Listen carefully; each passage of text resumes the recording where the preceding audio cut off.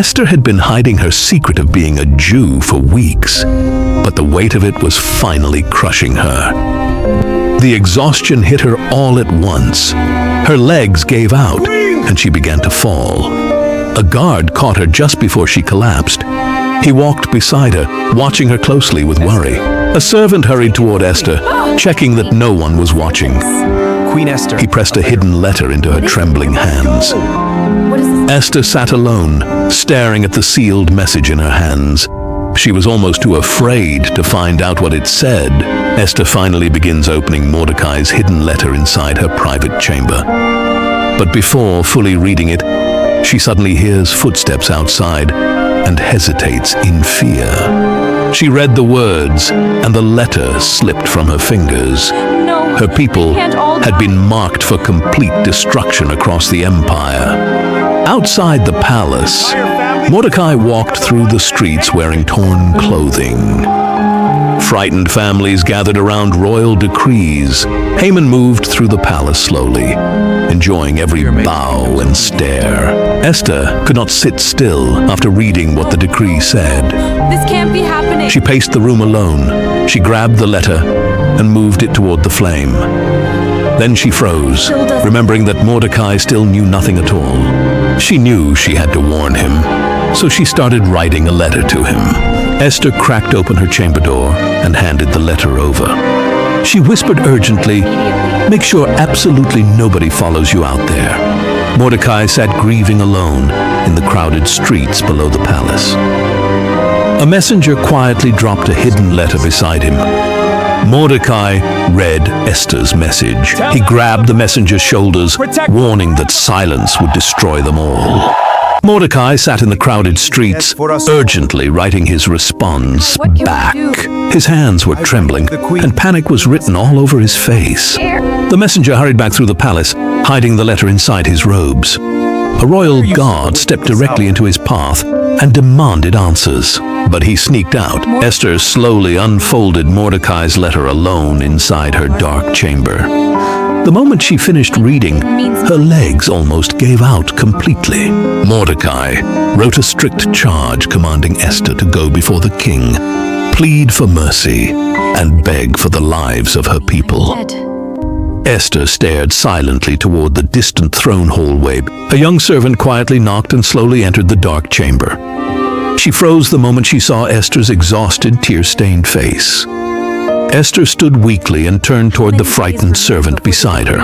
She asked quietly, how many days remained before the decree spread everywhere? The servant lowered her eyes and explained that mourning had already begun.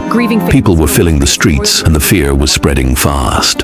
Esther turned away, then stopped, realizing she could no longer stay silent. She told the servant to gather every loyal Jewish servant secretly.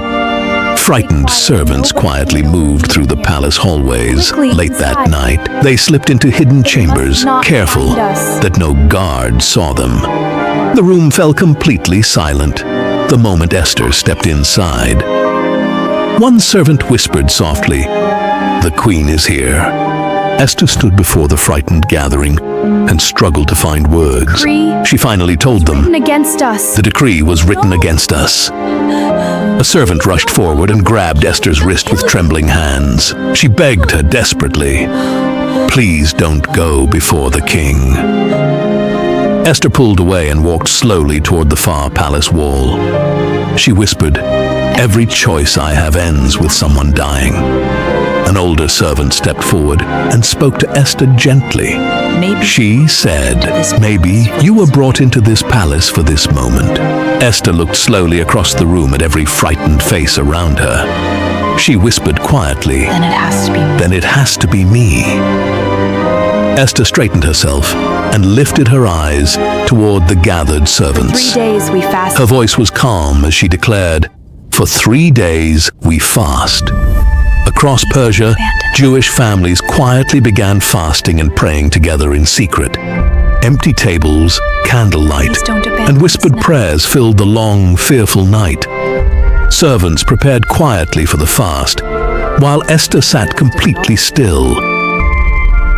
Esther walked alone through the hallway and heard distant laughter from inside.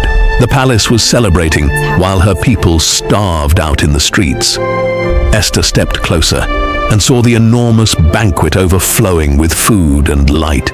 She stood alone in the shadows, watching the painful difference silently. Esther returned to her chamber and slowly began removing her royal jewelry. She whispered quietly, "None of this can save anyone at all."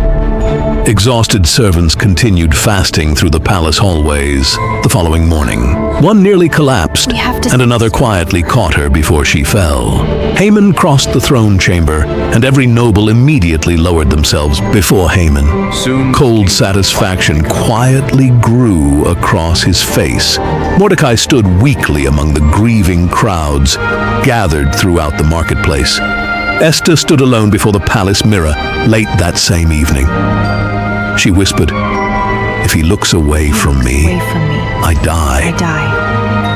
Esther stood beside the lantern table, imagining the walk toward the throne. The endless corridor ahead of her felt like a path toward execution. Servants continued fasting together inside the hidden chamber the following morning. Their trembling hands and dry lips revealed how painful the sacrifice had become. Haman noticed unusual silence and nervous behavior spreading throughout the palace. He stopped walking, and cold suspicion quietly began growing across his face. Esther stood before the mirror, quietly practicing what she might say. Every time, fear shattered her composure before she could finish the words. Mordecai prayed in the marketplace while exhausted families stared toward the palace. Their entire future now rested on one frightened queen behind those walls. A servant warned Esther that even powerful nobles feared the throne room. Hearing it spoken aloud made the fear on Esther's face visibly deepen. Esther walked alone toward the throne corridor for the very first time. Overwhelming fear froze her completely before she could take another step forward. Esther returned to her chamber and stood silently beside the trembling lantern. She finally accepted, "If I perish, then I perish." The final fasting day began, and Esther sat weakly beside the untouched table. Her trembling hand reached toward the food, then slowly pushed it away. Servants quietly prepared Esther's royal clothing with trembling and tearful hands. One whispered softly, "Please come back to us." Haman crossed the palace halls while servants bowed long before he arrived.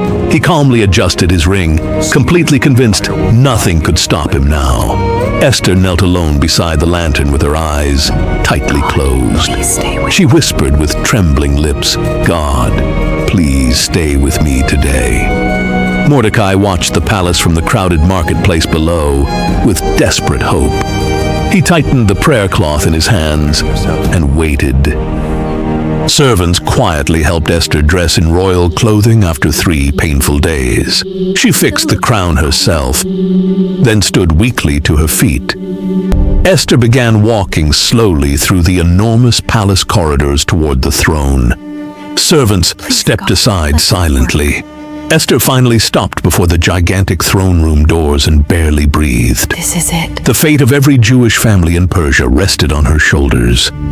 The massive doors began slowly opening with deep metallic echoes all around. Esther stepped back slightly, realizing there was absolutely no turning back.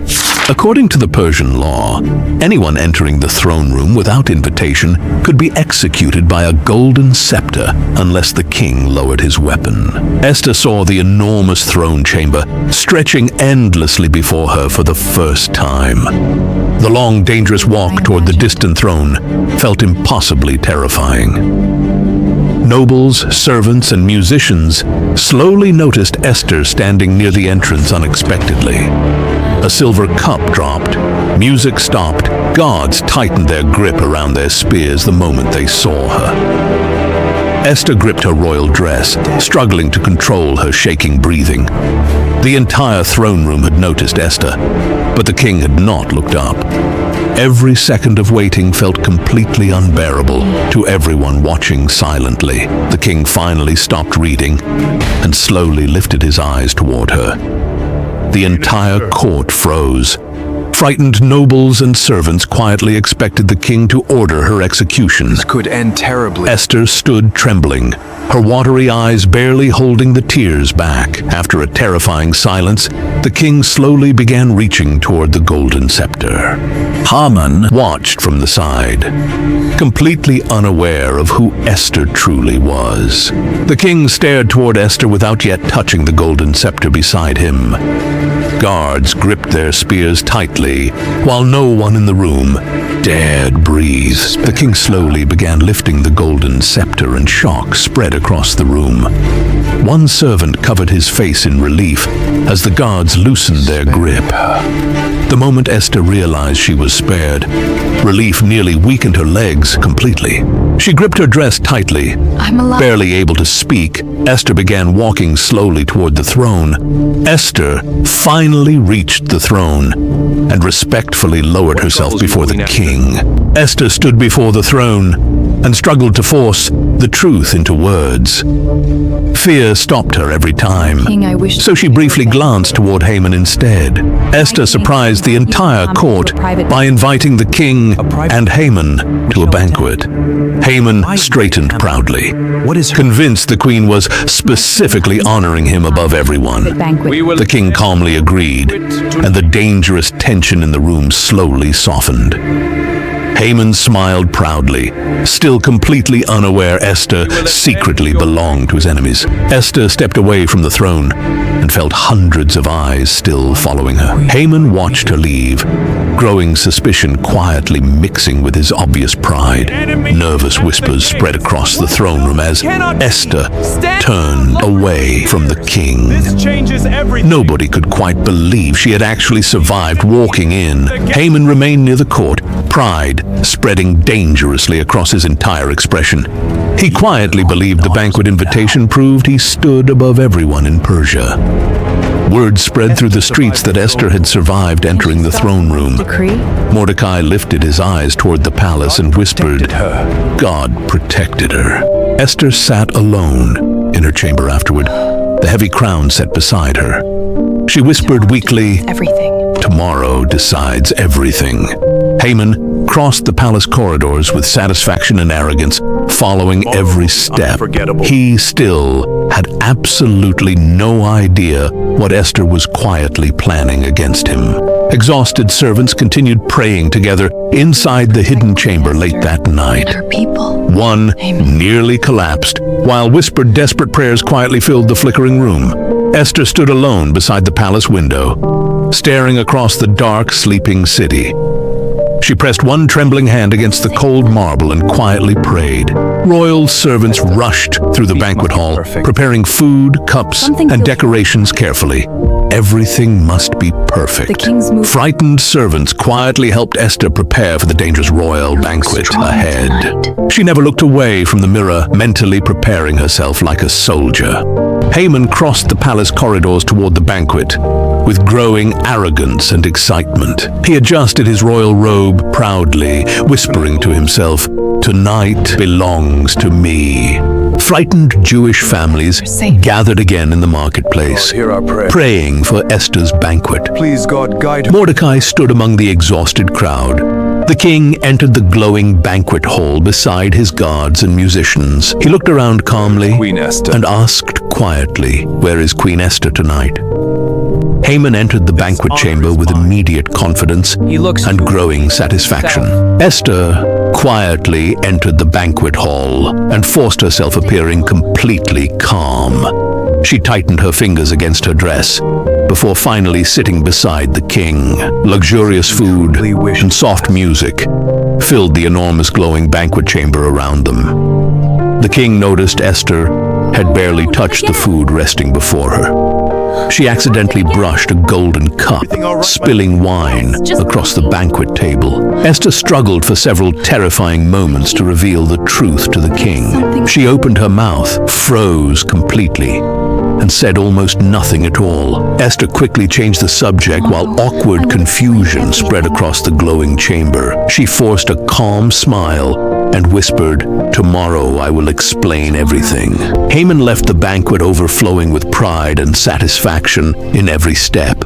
He adjusted his royal robes confidently, Be even greater. convinced tomorrow would be even greater. Haman gathered his family and advisors and boasted excitedly about the royal banquet. Esther He invited declared me proudly beside that the queen herself had honored him above all. But the moment Mordecai crossed his mind, Haman's expression completely darkened. He gripped his golden cup tightly, whispering that none of it mattered yet. Mordecai continued standing publicly in the marketplace, despite I will not the growing danger around him. him now. Royal guards quietly watched him. Haman's advisors gathered and listened as he described Mordecai's continued refusal to bow. An older advisor calmly suggested building a pole and hanging Mordecai upon it. Workers secretly began building the enormous wooden execution pole in the palace courtyard. Far from the palace, Mordecai prayed quietly in the dark marketplace, completely unaware. He had no idea Haman was already preparing to publicly execute him. Haman walked proudly around the growing execution pole, with dangerous excitement overwhelming him. He touched his royal ring calmly and whispered, Tomorrow, the city finally bows." Late that same night, King Ahasuerus found himself completely unable to sleep. He paced the silent royal chamber, unable to understand the restlessness consuming him. After hours without sleep, the king finally ordered ancient royal records brought to him. Servants carefully unrolled dusty scrolls while servants read aloud. The king suddenly discovered Mordecai had once saved his life. He stared at the records slowly, struggling to believe such loyalty had been forgotten. Servants quietly informed the king that Mordecai had never received any reward at all. For Mordecai. The king stood slowly, visible frustration spreading across his exhausted, troubled face. Today Mordecai finally Just before sunrise, Haman entered the palace, intending to request Mordecai's public execution. Mordecai finally died. He had no idea the sleepless king had spent all night thinking about Mordecai. The king noticed Haman entering, while ancient royal records still lay open before him. Before Haman could speak, If I may the suggest, king interrupted the silence with a single calm question. The king asked what should be done for the man he wished to honor. Haman quietly convinced himself the king could only be talking about him. Believing the honor was meant for himself, Haman described the greatest reward imaginable. The king said, royal robes, the king's own horse, and a grand parade throughout the entire city. The king listened calmly, then commanded Haman to do exactly that for Mordecai. Haman stood completely frozen, while horrifying realization slowly crashed over his entire expression. Haman could not speak for several long moments after hearing the king's command. Royal servants approached Mordecai in the crowded streets, carrying robes and the king's horse. Mordecai stared in complete confusion, quietly asking what any of this meant. With humiliation crushing him completely, Haman unwillingly led Mordecai through the crowded streets.